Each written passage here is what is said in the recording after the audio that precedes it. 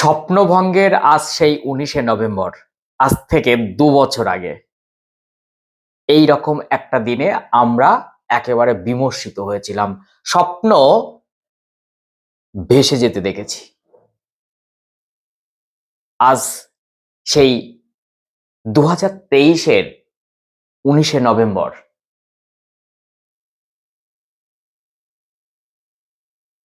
আজ সেই স্বপ্নভঙ্গের 19শে নভেম্বর, মাঝে পেরিয়ে গেছে দুটি বছর।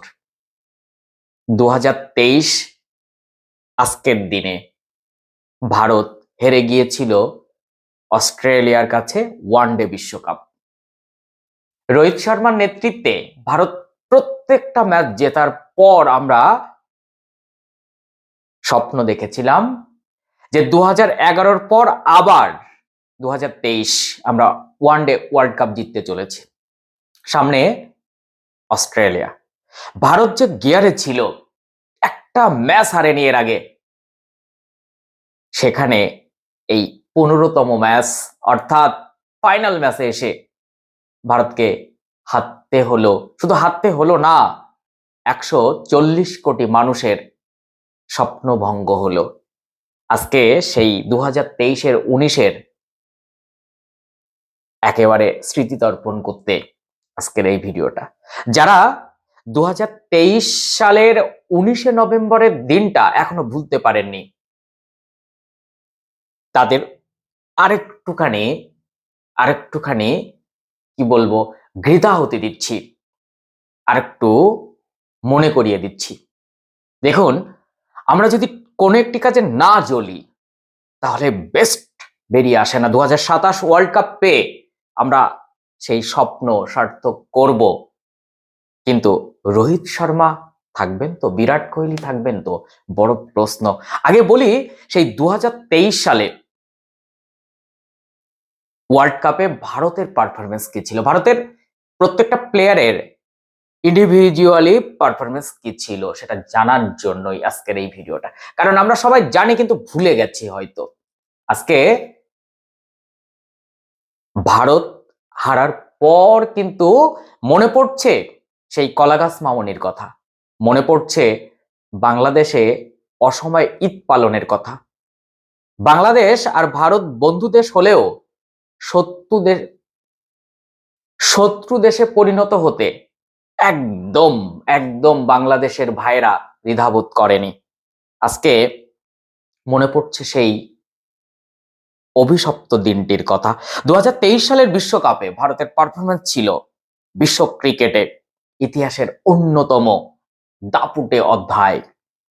বিরাট কোহলি ওই টুর্নামেন্টে অর্থাৎ 2023 ওয়ানডে ওয়ার্ল্ড কাপে 765 রান করেন। কিন্তু ফাইনাল ম্যাচ 19শে নভেম্বর 2023 আহমেদাবাদে আমরা অস্ট্রেলিয়ার কাছে হেরে 140 কোটি ভারতবাসীর যে স্বপ্নভঙ্গ হয়েছিল, সেই টুর্নামেন্টে হিটম্যান রোহিত শর্মা 597 রান করেছিলেন। শ্রেয়াস আয়ার অন্যতম একজন ওয়ানডে প্লেয়ার, সাদা বলে একেবারে দুর্ধর্ষ, 530 রান করেন। KL Rahul master class player, 452 run করেন। শুভমান গিল এখন চোটে রয়েছেন, দ্বিতীয় টেস্ট হয়তো খেলতে পারবেন না, 354 রান করেন। এই যে 1 2 3 4 5 জন টপ ব্যাটারের পারফরমেন্সের কথা বললাম, যা ওয়ার্ল্ডে অন্য কোনো টিম করতে পারেনি, এমনকি অস্ট্রেলিয়ারও কোনো ব্যাটার এই রকম রান করতে পারেনি। কিন্তু ফাইনাল ম্যাচ আমরা হেরে যাই। অ্যাকচুয়ালি এতটা জেতার পর একটা বাই চান্স হার, এই ফাইনাল ম্যাচে সেই হারটি হয়ে গেল। মোহাম্মদ সামি একেবারে দানবীয় বল শুরু করে দেন। মোহাম্মদ সামির সামনে কেউ দাঁড়াতেই পারেনি। টুর্নামেন্ট জুড়ে 24টি উইকেট নিয়ে সর্বোচ্চ উইকেট তার দখলে ছিল জসপ্রীত বুমরাহ, উইকেট প্রায় 20টি উইকেট নিয়েছিলেন। এই যে জসপ্রীত বুমরাহ এবং মোহাম্মদ সামি যে ভেলকি দেখিয়েছিলেন, যে গতি দেখিয়েছিলেন, যে রহস্য তাদের মধ্যে ছিল, তা সম্পূর্ণ উদ্ঘাটন করতে পারেনি অন্যান্য টিমেরা। ফলে ভারতের একের পর এক জয় আসছিল। রবীন্দ্র জাদেজা তিনি কিন্তু এই টুর্নামেন্টে 16টি উইকেট নিয়েছিলেন, কুলদীপ যাদব 15টি উইকেট নিয়েছিলেন, মোহাম্মদ সিরাজ 14টি উইকেট নিয়েছিলেন।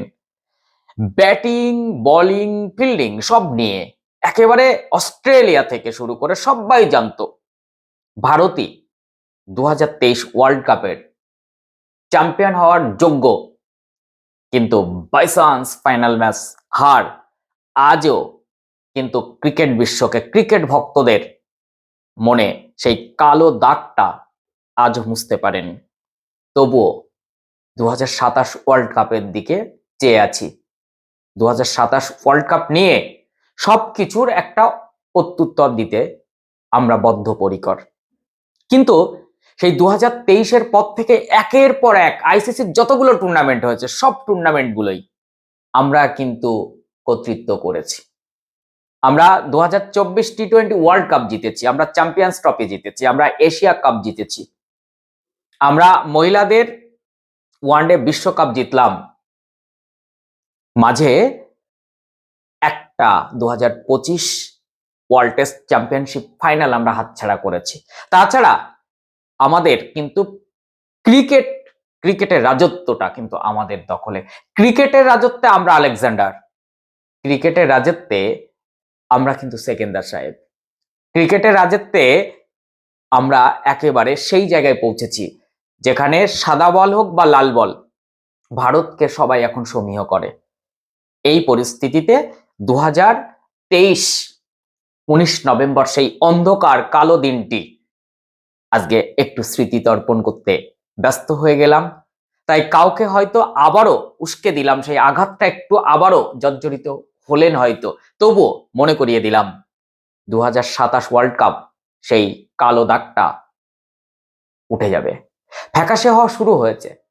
যেদিনকে আমরা ওয়ার্ল্ড কাপটা পাবো সেদিনকে পুরোপুরি দাগটা সেখান থেকে রিমুভ হবে এবং সেই কলাগাছ মামুনিদের আমরা কিন্তু যোগ্য একটা উত্তর দেব। হ্যাঁ, টি-20 ওয়ার্ল্ড কাপ তার মধ্যে আমরা সেটা জিতবো, কিন্তু ওয়ানডে ওয়ার্ল্ড কাপ আমরা 83-তে জিতেছি, আমরা 11তে জিতেছি, কপিল দেবের নেতৃত্বে 83-তে, ধোনির নেতৃত্বে 11তে, কিন্তু 2023টা আমাদের কাছে এখনো গলার কাছে বিধে আছে। তাই 2027 ওয়ার্ল্ড কাপ জিতে, অ্যাকচুয়ালি সেই সময় গিলের নেতৃত্ব থাকবে, গিলের হাতে ট্রফি দেখে কিন্তু 140 কোটি মানুষ একটু শান্তি পাবে। এইরকম এক পরিস্থিতিতে আপনি যদি আমার চ্যানেলে নতুন হন তাহলে এই চ্যানেলে অবশ্যই আপনাকে স্বাগত জানাই। চ্যানেলটি সাবস্ক্রাইব করে পাশে থাকা বেল আইকনটি প্রেস করে রাখুন। এই রকম তথ্য সমৃদ্ধ ভিডিও পেতে ভীষণ সুবিধা হবে। এই পরিবারের সদস্য হয়ে উঠুন আর সঙ্গে একটু শেয়ার করে দিন। যদি ফেসবুক থেকে দেখেন তাহলে অবশ্যই ফলো দিয়ে রাখবেন।